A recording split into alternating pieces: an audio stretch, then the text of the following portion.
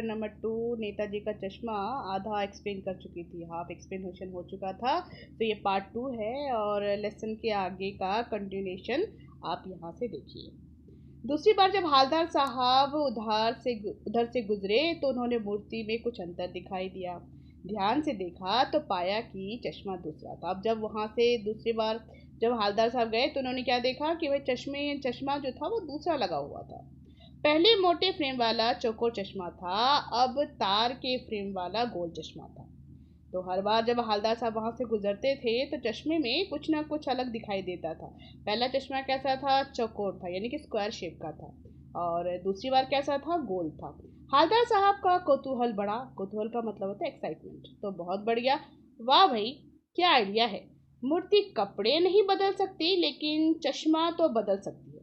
हालदार साहब ने ये शब्द अपने मुंह से कहा, भाई क्या आइडिया है, देखो ये मूर्ति जो है ये कपड़े तो नहीं बदल सकती लेकिन चश्मा बदल सकती है। बच्चों, ये एग्जाम्स के लिए मैं आपको एक टिप्स देना चाहती हूँ। इसमें से क्वेश्चन आते हैं कि वाह क्या आइडिया है, मूर्ति कपड़े नहीं बदल सकती लेकिन चश्मा बदल सकती है। तो अब इस लाइन को अंडरलाइन कर लीजिए। तीसरी बार फिर नया चश्मा था। हालदार साहब की आदत पड़ गई हर बार कस्बे से गुजरते हर समय चौराहे पर रुकना, पान खाना और ध्यान से मूर्ति को देखना। एक बार जब कौतूहल दुर्मय हो उठा तो उन्होंने पान वालों से पूछा, क्यों भाई, क्या बात है, ये तुम्हारे नेताजी का चश्मा हर बार बदल कैसे जाता है? अब जब हालदार साहब बहुत बार वहां से गुजरे और उनको लगा कि मुझे पूछना चाहिए तो उन्होंने पान वाले से पूछा कि भाई ये बताओ कि ये जो नेताजी का चश्मा जो है वो हर बार कैसे बदल सकता है? क्योंकि हालदार साहब को लग रहा था कि भाई मूर्ति जो है वो कपड़े नहीं बदल सकती तो चश्मा कैसे बदल सकती है। अब बच्चों आपको पता है भाई मूर्ति है वो बोल तो नहीं सकती है, तो इसलिए उसने क्या किया, पान वाले से पूछा। पान वाले के खुद के मुंह में पान ठूसा हुआ था। वही एक काला मोटा खुशमिजाज आदमी था। हवलदार साहब का प्रश्न सुनकर आंखों ही आंखों में हंसा। उसकी तोन थिरकी। पीछे घूमकर उसने दुकान के नीचे पान थूका और लाल काली बत्ती सी दिखाकर बोला, कैप्टन चश्मे वाला करता है।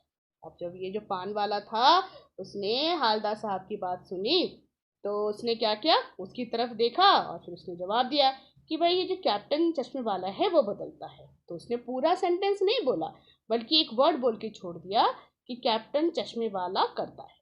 क्या करता है? हालदार साहब कुछ समझ नहीं पाए। चश्मा चेंज कर देता है, पान वाले ने समझाया। अब हालदार साहब ने फिर क्वेश्चन किया कि भाई कैप्टन क्या करता है? तो पान वाले ने क्या कहा कि वो चश्मा बदलता है। क्या चेंज कर देता है? हालदार साहब अभी कुछ नहीं समझ पाए। कोई गिराकी आ गया, समझो गिराकी मतलब कस्टमर, उसको चौड़ा चौखट चाहिए, चश्मा चाहिए, तो कैप्टन किधर से लाए?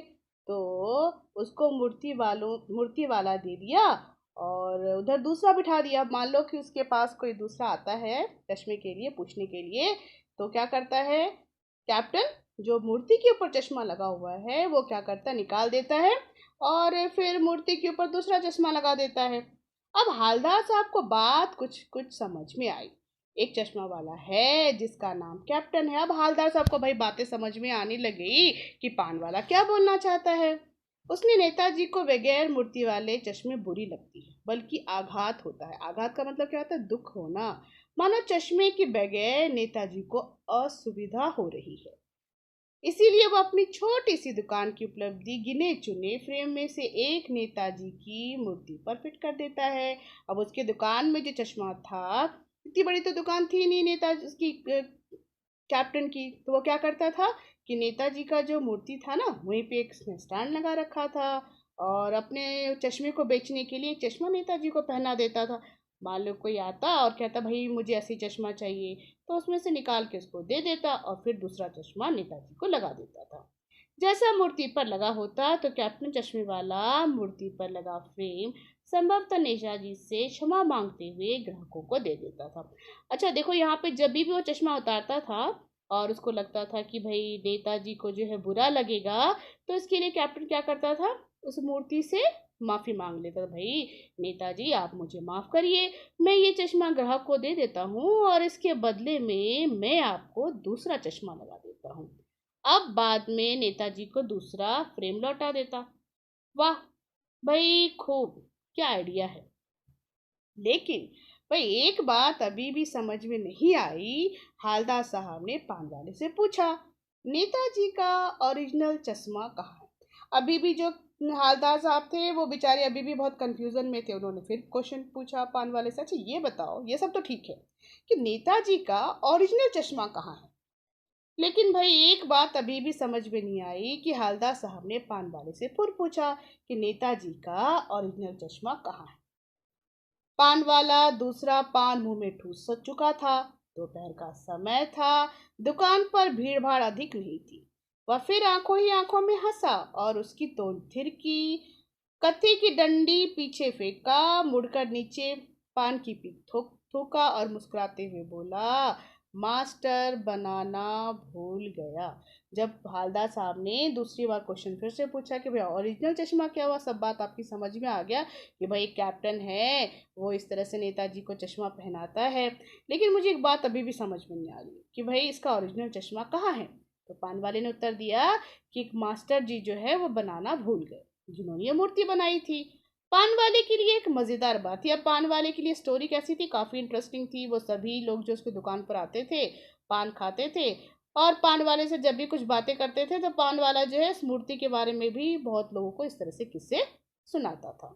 लेकिन हालदार साहब के लिए चकित और द्रवित करने वाली, यानी कि वह ठीक ही सोच रहे थे कि मूर्ति के नीचे लिखा हुआ था, मूर्तिकार मास्टर मोतीलाल वाकई कस्बे का अध्यापक था। बेचारे ने महीने भर में मूर्ति बनाकर पटक देने का वायदा किया। बना भी लिया होगा, लेकिन पत्थर में पारदर्शी चश्मा कैसे बनाए, कैसे बनाया जाए, कांच वाला तय नहीं हुआ होगा या कोशिश की होगी, असफल रहा होगा। अब ये जो हालदार साहब थे ये बहुत कुछ सोचने लगे। जब उन्होंने मूर्ति को ध्यान से देखा तो उन्होंने सोचा कि हो सकता है कि मूर्तिकार ने चश्मे बनाने की कोशिश किया होगा, चश्मा टूट गया होगा, या बहुत सारे कारण हो सकते हैं।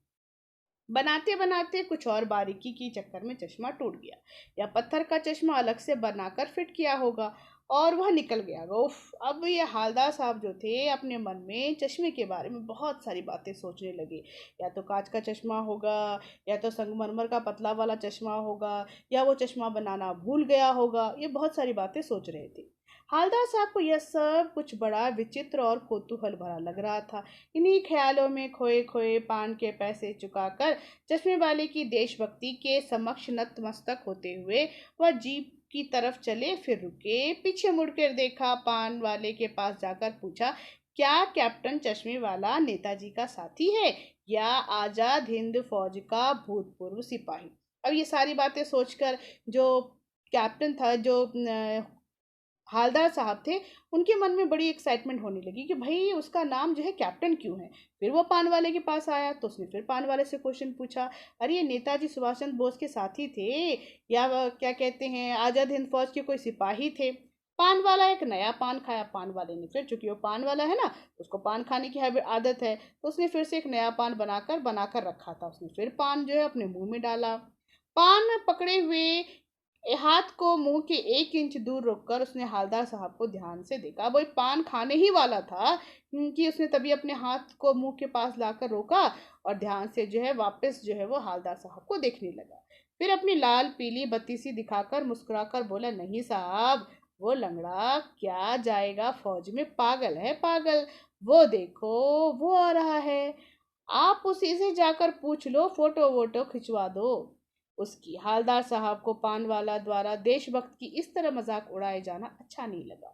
फिर उसने क्या किया, उसके ऊपर मजाक करके बोला, अरे वो क्या जाएगा फौज में, अरे वो तो पागल है पागल, वो देखो वो आ रहा है लंगड़ा, और उसका फोटो वोटो खिंचवाना हो तो खिंचवा लो। तो ये बातें सुनकर जो है हालदार साहब को अच्छा नहीं लगा। देखो भाई कैप्टन जो है वो कितना बड़ा देशभक्त है, लेकिन ये पान वाला कैसे उसकी मजाक उड़ा रहा है।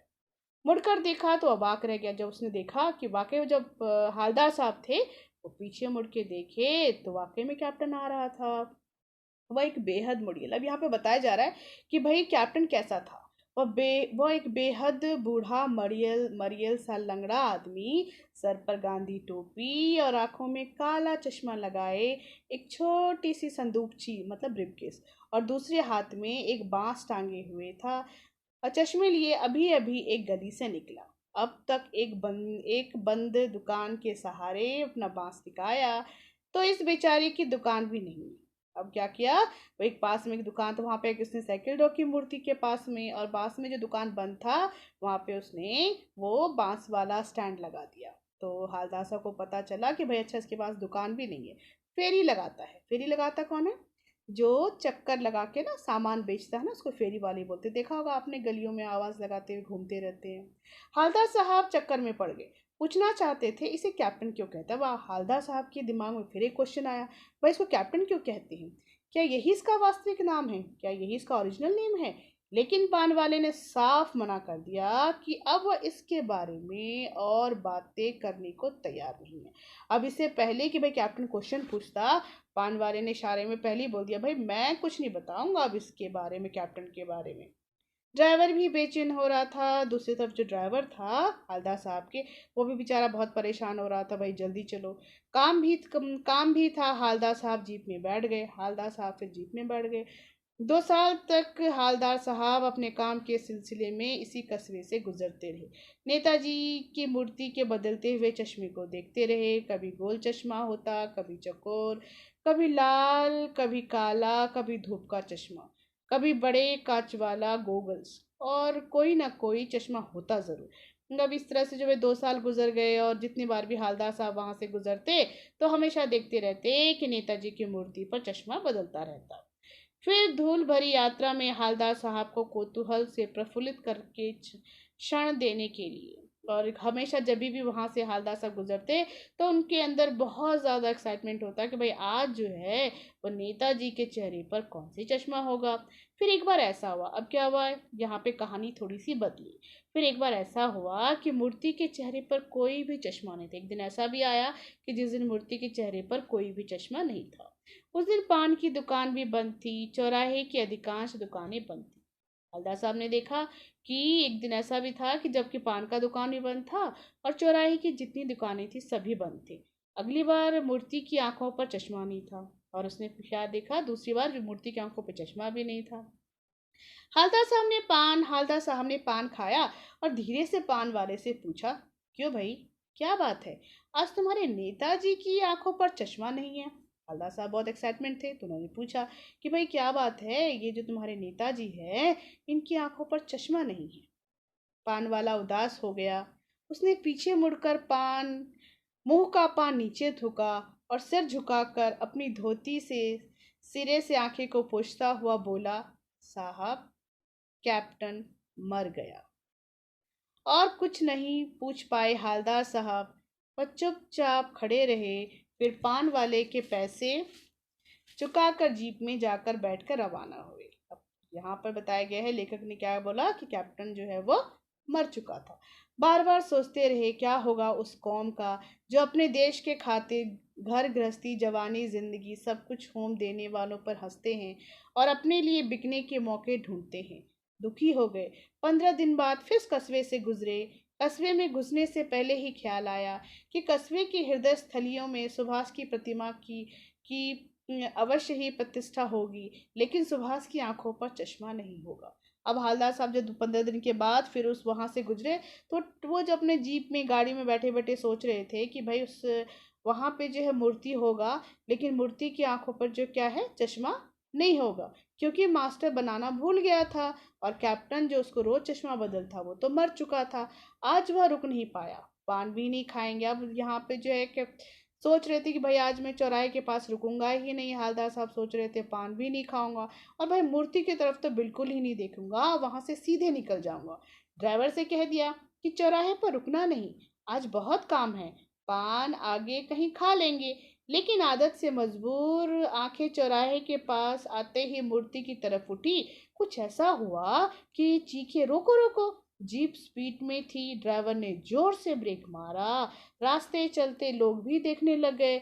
जीप रुकते रुकते हालदार साहब जीप में से कूदे। तेजी से तेज कदमों से मूर्ति की तरफ लपके और उसे ठीक सामने जाकर अटेंशन में खड़े हो गए। जीप की मूर्ति की आंखों पर सरकंडे के बना हुआ एक छोटा सा चश्मा था, जैसा बच्चों ने बनाया था। हालदार साहब भावुक हो गए। इतनी सी बात पर उनकी आंखें भर आई। अब यहाँ पे बच्चों को बताया गया कि भाई हालदार साहब जो थे पहले ये डिसाइड कर रहे थे कि भाई मैं जो हूँ वहाँ पे रुकूंगा ही नहीं, और ड्राइवर को भी कह दिया कि भाई उस चौराहे के पास रुकना नहीं, हम वहाँ पर पान भी नहीं खाएंगे। लेकिन जैसे ही ये सब बातें सोच रहे थे, लेकिन जैसे ही चौराहे के पास पहुंचे तभी उन्होंने जोर से बोला, अरे रोको रोको, जीप रोको। और हालदार साहब क्या किए, जल्दी से जीप से बाहर कूदे और जल्दी जल्दी चलते चलते मूर्ति के पास पहुंचे। वहां पे उन्होंने देखा कि नेताजी की आंखों पर एक छोटा सा सरकंडे का चश्मा लगाया हुआ था, जिसे देखने से ऐसा लग रहा था कि जैसे किसी बच्चे ने बनाया हो। हालदार साहब काफी भावुक हो गए और उस मूर्ति को देखते रहे। यहाँ पे हम ये लेसन खत्म करते हैं। अब चलिए हम देखेंगे इसके क्वेश्चन है बच्चों, क्वेश्चन जो आपके एग्जाम्स में आते हैं। तो पद्यांश भी है, लेकिन मैं क्वेश्चंस की बात करूंगी। चश्मे वाले का संक्षिप्त परिचय अपने शब्दों में दीजिए। मतलब संक्षिप्त परिचय का मतलब होता है चश्मे वाला कौन था, कैसा दिखता था, और वो क्या करता था। तो भाई चश्मे वाला कौन था, कैप्टन था, हम सबको मालूम है। कैसा दिखता था ये भी पता है, और बूढ़ा था, इस तरह से जो है लंगड़ा के चलता था, तो उसके बारे में आपको बताना है। और उसके अलावा यहाँ पे देखिए कुछ इस तरह से क्वेश्चंस है, जो बड़े क्वेश्चंस आपको दिए हुए हैं। भाई खूब क्या आइडिया है, इस वाक्य को ध्यान में रखते हुए बताइए कि एक भाषा से दूसरी भाषा में शब्दों में आने के लिए क्या लाभ। अब यहाँ पे ये पूछ रहा है आपसे कि भाई ये जो शब्द कहा गया है उसको एक लैंग्वेज से दूसरे लैंग्वेज में, अगर हम एक भाषा का दूसरी भाषा में क्या फ़ायदा होता है, तो बहुत सारे लाभ होते हैं बच्चों। हमें अगर एक भाषा के अलावा दूसरी भाषा भी मालूम है तो हमें जो है उसकी भाषा की संस्कृति सभ्यता के बारे में पता चलता है। दूसरी भाषा का ज्ञान होने से हम लोगों से बातचीत भी कर सकते हैं, काफ़ी सारे फायदे होते हैं। नेताजी का चश्मा, दूसरा क्वेश्चन देखिए, नेताजी का चश्मा में देशभक्ति का मार्मिक प्रतिबिंब है, इसे अपने शब्दों में स्पष्ट कीजिए। अब क्या मार्मिक प्रतिबिंब था ये आपको मैंने लेसन एक्सप्लेन कर दिया है, तो उसमें समझ में आपको आसानी से आ सकता है। उसके अलावा यहाँ पे आपको ई क्वेश्चन जो दिया हुआ है, हालदार साहब और पान वाले के बीच में जो बातचीत हुई उसे संवाद के रूप में लिखिए। बच्चों मैं अलग से आपको टिप्स दूंगी, लेकिन इसके साथ ही साथ मैं लेसन में भी आपको कुछ टिप्स दे रही हूँ जो कि एग्जाम में किस तरह से लिखना चाहिए। तो यहाँ पे दिया हुआ है संवाद के रूप में, यानी कि दोनों के बीच में किस तरह से बातें हुई। जब भी आप संवाद लिखते हैं तो पहले एग्जाम में लिखने के लिए आप जिनके बीच में संवाद होता है पहले संवाद लिखिए, अंडरलाइन करिए, और फिर दो कैरेक्टर है, यानी कि जो भी दो लोगों के बीच में बातचीत हो रही है वो भी आप अंडरलाइन करिए, उसके बाद आप लिखना शुरू करिए। जब भी आप संवाद लिखते हैं तो उसमें पंचुएशन का ज़रूर ध्यान रखिए, क्योंकि उसके मार्क्स बहुत इंपॉर्टेंट होते हैं। और सेंटेंस को आप अपने शब्दों में प्रयोग करके लिखिए, तो उससे आपको बहुत अच्छे नंबर आ सकते हैं। उसके अलावा यहाँ पर थोड़े से और भी क्वेश्चन है, जैसे विलोम शब्द है, सफल का असफल है, सामान्य असामान्य। उसके अलावा यहाँ पे देखिए रिक्त स्थान की पूर्ति कारक से कीजिए। तो कारक, चूंकि मैं आपको और जो वीडियो बनाऊंगी उसमें मैं आपको कारक के बारे में बताऊंगी, लेकिन यहाँ पे जो आपको दिया हुआ है फिल द ब्लैंक्स, वो आप अपने टेक्स्ट बुक में जिस तरह से शब्द जो कारक इस्तेमाल किए गए हैं वो आप लेसन को पढ़ के आसानी से दे सकते हैं। अच्छा बच्चों, मैं अब ये लेसन समाप्त हो गया है, कंप्लीट हो चुका है। मैं उम्मीद करती हूँ कि आपको ये पूरा समझ में आ गया होगा। अगर आपको इसमें कुछ समझ में नहीं आ रहा है या आप इस लेसन में किसी क्वेश्चन का आंसर जानना चाहते हैं तो आप मुझे कमेंट बॉक्स में ज़रूर लिखिए, मैं आपके इन सारे क्वेश्चन का आंसर दूँगी। उसके अलावा मेरी वीडियो को कंटिन्यूस देखते रहिए, और मैं इसके अलावा आपको जो एग्ज़ाम्स के टाइम में काफ़ी सारे इंपॉर्टेंट टिप्स होते हैं जिससे कि आपको 10 GP आ सके, ये सारी चीज़ें भी मैं आपको वीडियो में बताऊँ। Thank you.